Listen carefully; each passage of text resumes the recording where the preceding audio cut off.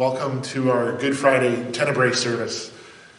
Tenebrae means darkness or shadows, and as the candles are slowly extinguished, we are invited to reflect on Christ's suffering and his ultimate death for each of us. When we are finished, we invite you to spend a few minutes in silent reflection to allow the scriptures to penetrate your soul.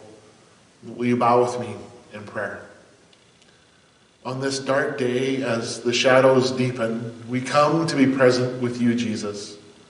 With the glory of Palm Sunday behind us and the victory of Easter not yet here, we sit in this space with our broken hearts. In this world that is at once beautiful and holy and tragic, we seek to be present with all those who suffer. In the dark valleys of life, when sorrow threatens to overwhelm, we long for a safe and sacred space to sit with our grief and our questions. Amen.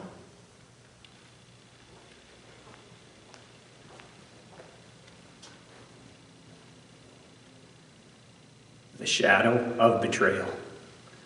Then Judas Iscariot, one of the 12 disciples, went to the leading priest to arrange to betray Jesus to them. They were delighted when they heard why he had come, and they promised to give him money. So he began looking for an opportunity to betray Jesus. On the first day of the festival of unleavened bread, when the Passover lamb is sacrificed, Jesus' disciples asked him, "Where do you want us to go to prepare the Passover meal for you?" So Jesus sent 2 of them into Jerusalem with these instructions. "As you go into the city, a man carrying a pitcher of water will meet you. Follow him. At the house he enters, say to the owner, 'The teacher asks, where is the guest room where I can eat the Passover lamb meal with my disciples?' He will take you upstairs to a large room that is already set up. That is where you should prepare our meal." So the 2 disciples went into the city and found everything just as Jesus had said, and they prepared the Passover meal there. In the evening, Jesus arrived with the 12. As they were at the table eating, Jesus said, "I tell you the truth, one of you eating with me here today will betray me."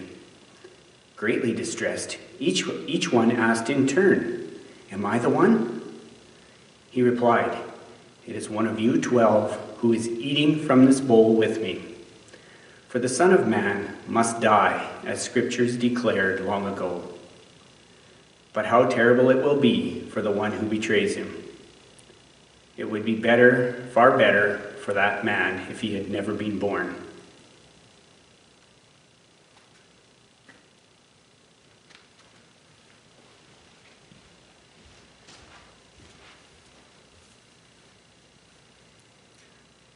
The shadow of agony and arrest.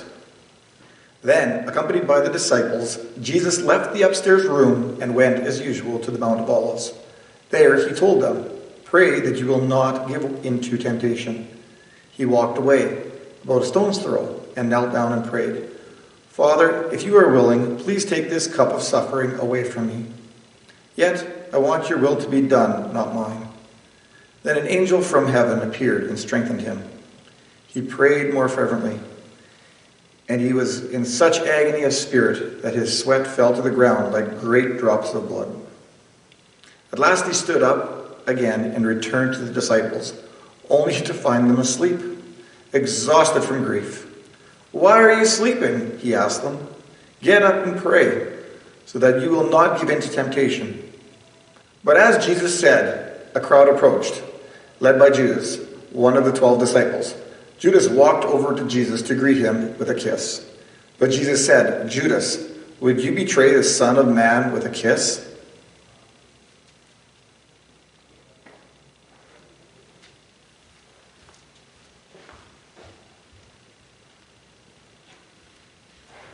The shadow of denial. So they arrested him and led him to the high priest's home, and Peter followed at a distance. The guards lit a fire in the middle of the courtyard and sat around it, and Peter joined them there. A servant girl noticed him in the firelight and began staring at him. Finally, she said, "This man was one of Jesus' followers." But Peter denied it. "Woman," he said, "I don't even know him." After a while, someone else looked at him and said, "You must be one of them." "No, man, I'm not," Peter retorted. About an hour later, someone else insisted, "This must be one of them, because he is a Galilean too." But Peter said, "Man, I don't know what you are talking about." And immediately, while he was still speaking, the rooster crowed. At that moment, the Lord turned and looked at Peter. Suddenly, the Lord's words flashed through Peter's mind. "Before the rooster crows tomorrow morning, you will deny 3 times that you even know me." And Peter left the courtyard, weeping bitterly.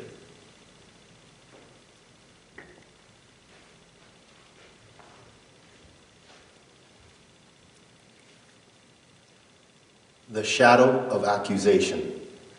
Very early in the morning, the leading priests, the elders, and the teachers of religious law, the entire high council, met to discuss their next step. They bound Jesus, led him away, and took him to Pilate, the Roman governor. Pilate asked Jesus, "Are you the king of the Jews?" Jesus replied, "You have said it." Then the leading priests kept accusing him of many crimes. And Pilate asked him, "Aren't you going to answer them? What about all these charges they are bringing against you?" But Jesus said nothing, much to Pilate's surprise. Now it was the governor's custom each year during the Passover celebration to release one prisoner, anyone the people requested. One of the prisoners at that time was Barabbas, a revolutionary who had committed murder in an uprising. The crowd went to Pilate and asked him to release a prisoner as usual. "Would you like me to release to you this King of the Jews?" Pilate asked, for he realized by now that the leading priests had arrested Jesus out of envy. But at this point, the leading priests stirred up the crowd to demand the release of Barabbas instead of Jesus. Pilate asked them, "Then what should I do with this man you call the King of Jews?" They shouted back, "Crucify him!" "Why?" Pilate demanded. "What crime has he committed?" But the mob roared even louder, "Crucify him!" So to pacify the crowd, Pilate released Barabbas to them. He ordered Jesus flogged with a lead tip whip, then turned him over to the Roman soldiers to be crucified.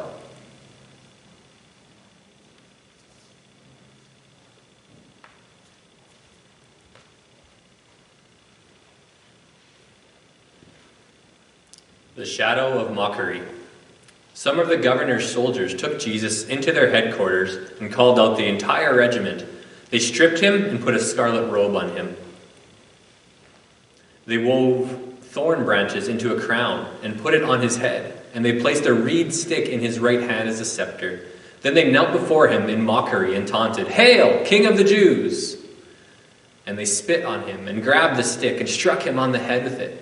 When they were finally tired of mocking him, they took off the robe and put on his own clothes. Took off the robe and put his own clothes on him again. Then they led him away to be crucified.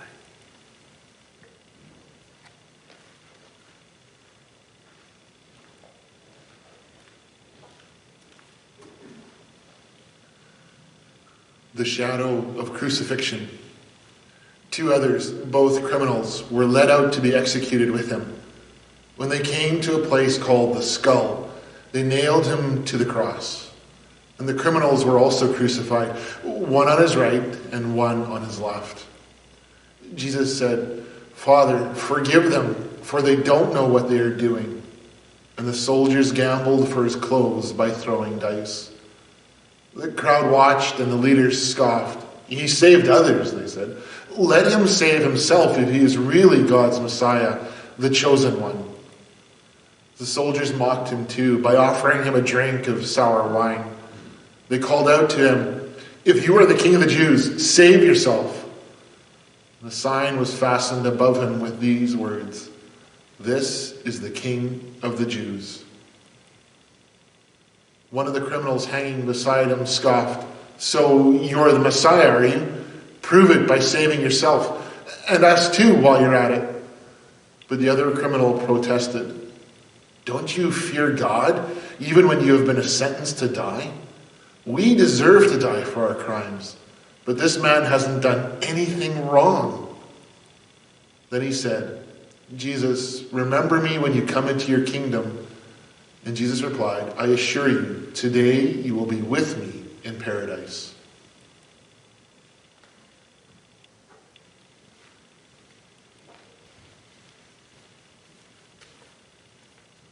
The shadow of death. At noon, darkness fell across the whole land until 3 o'clock. Then, at 3 o'clock, Jesus called out with a loud voice, "Eloi, Eloi, lema sabachthani," which means, my God, why have you abandoned me?"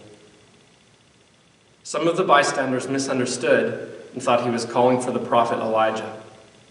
One of them ran and filled up a sponge with sour wine, holding it up to him on a reed stick so he could drink.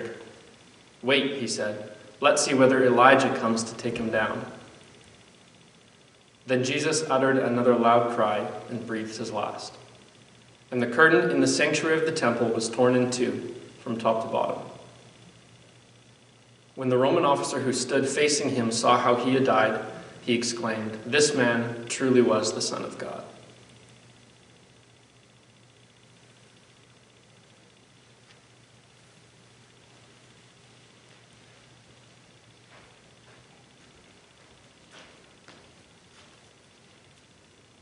The shadow of burial. Afterwards, Joseph of Arimathea, who had been a secret disciple of Jesus because he feared the Jewish leaders, asked Pilate for permission to take down Jesus' body. When Pilate gave permission, Joseph came and took the body away. With him came Nicodemus, the man who had come to Jesus at night.